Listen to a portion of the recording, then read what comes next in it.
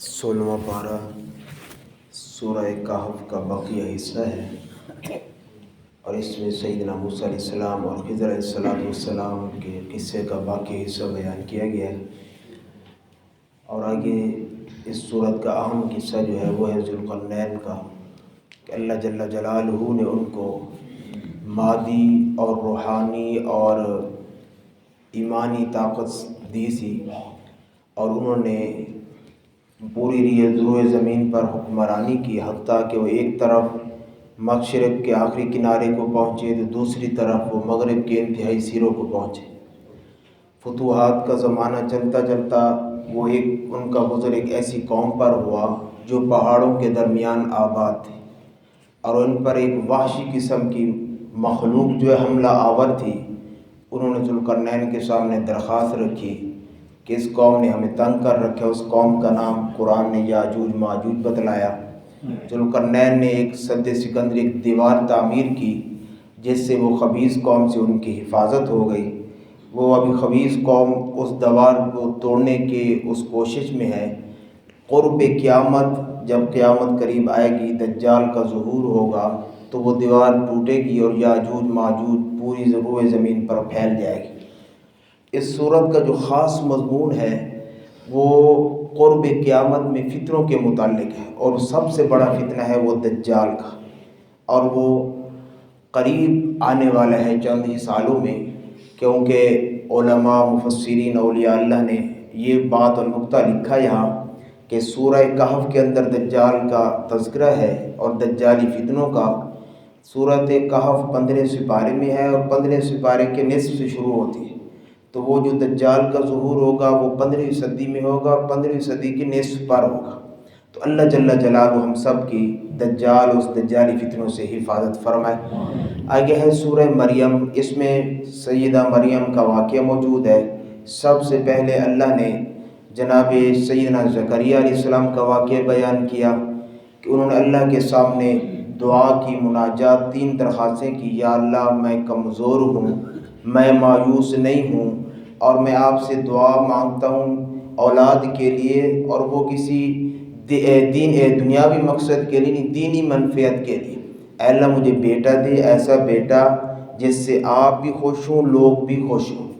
اللہ نے آپ کو جناب سیدنا یحییٰ علیہ السلام بیٹا عطا فرمایا، صالح عابد بیٹا تھا۔ اللہ نے نبوت سے سرفراز فرمایا، اور جب انہوں نے دعا مانگی تھی، ان کی عمر 120 سال اور گھر والی کی عمر تقریباً 100 سال کے قریب تھی۔ اللہ نے اولاد سے مالا مال فرمائی۔ اللہ کی عجیب قدرت ہے۔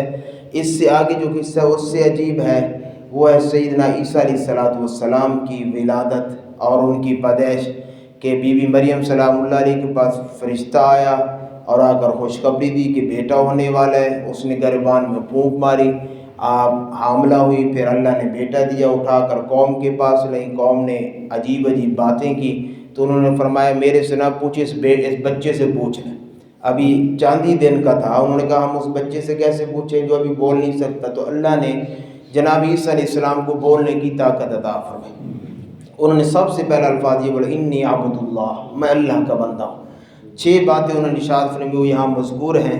آگے جناب ابراہیم علیہ السلام، ان کے باپ آزر کا قصہ ہے، اور اس کے آگے اللہ جل جلالہ نے سیدنا موسیٰ، ہارون، جناب اسماعیل اور ادریس علیہ السلام کا قصہ اور ان کے ماننے والوں جانشینوں کے متعلق بتلایا کہ انہوں نے ان کے بعد جو ہے نماز جیسی اہم عبادت کو ضائع کر دیا، اور خواہشات کی انہوں نے پیروی کی۔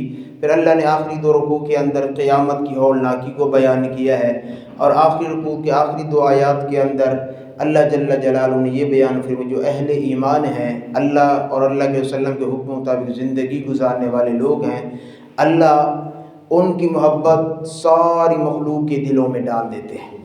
اور آگے سورہ طٰہٰ مشہور سورت ہے، اور اس سورت کا ابتدا جو اللہ نے وہ رسول اکرم صلی اللہ علیہ وسلم کے ایک صفاتی نام سے کی ہے، طٰہٰ سے، اور اللہ نے یہ بیان کیا، اے محبوب نبی ہم نے آپ پر قرآن اتارا ہے، کہیں آپ مشقت میں نہ پڑ جائیں، کیونکہ آپ ہمیشہ دعوت و تبلیغ میں رہتے تھے اور لوگوں کو دین کی طرف بلاتے، جب لوگ ایمان نہیں لا کوئی اس سے رنج اور غم ہوتا تو اللہ نے فرمایا نہیں، آپ رنج اور غم نہ کریں۔ نمونے کے طور پر اللہ نے جناب سیدنا موسیٰ علیہ السلام کا واقعہ بیان کیا ہے، اور سیدنا موسیٰ علیہ السلام کا واقعہ مختلف جگہوں پر اللہ نے بیان کیا۔ سب سے زیادہ واقعہ سیدنا موسیٰ علیہ السلام کا بیان کیا۔ یہاں بھی اللہ نے کافی آیات میں یہ واقعہ بیان کیا کہ موسیٰ علیہ السلام مدین کیسے گئے، واپس کیسے آئے، پیدائش کیسے ہوئی، پھر فرعون کو دعوت دی، اس کے دربار میں گئے، بنی اسرائیل کو لے کر چلے، پھر جادوگروں کے ساتھ مقابلہ ہوا، اللہ نے موسیٰ علیہ السلام کو فتح دی، وہ جادوگر ایمان لائے، فرعون بنی اسرائیلوں کے پیچھے تعاقب میں لشکر کے ساتھ ہے، اللہ نے سمندر میں غرق کر دیا۔ اور آگے اللہ جل جلالہ نے یہ واقعہ بیان کیا کہ موسیٰ علیہ السلام جب طور پہاڑ پر گئے کتاب لینے کے لیے تو سامری نے پیچھے بچڑا بنا کر لوگوں کو اس کی پرستی پر لگا دیا، واپس آئے تو اپنے بھائی ہارون پر غصے ہوئے۔ آگے اللہ نے جناب سیدنا آدم علیہ السلام کا واقعہ بیان کیا کہ انسان کی فطرت میں بھول چوک ہے، اور جناب آدم علیہ السلام سے بھی بھول چوک ہوئی تھی، اور شیطان کا واقعہ بیان کیا۔ آگے اللہ نے 16ویں پارے کے 1 رکوع سے پہلے اللہ نے یہ بیان کیا وَمَنْ أَعْرَضَ عَنْ ذِكْرِي فَإِنَّ لَهُ مَعِيشَةً، جو شخص میرے ذکر سے یعنی قرآن پاک سے اعراض کرے گا اس کو سب سے بڑی سزا اللہ فرماتے میں یہ دوں گا کہ اس کی معیشت کو تنگ کر دوں گا، اور قیامت کے دن جب اٹھایا جائے گا تو اندھا اٹھایا جائے گا۔